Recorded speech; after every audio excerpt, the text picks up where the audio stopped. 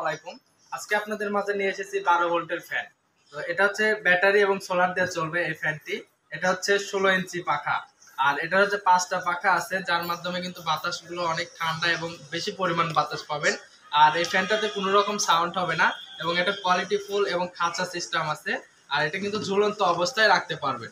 যাদের বাসা বাড়িতে সোলার প্যানেল বা এই ধরনের 12 ভোল্টের ব্যাটারি বা সৌর বিদ্যুৎ সংযুক্ত আছে তারা কিন্তু এই ফ্যানটি নিশ্চয়ভাবে চালাতে পারবেন।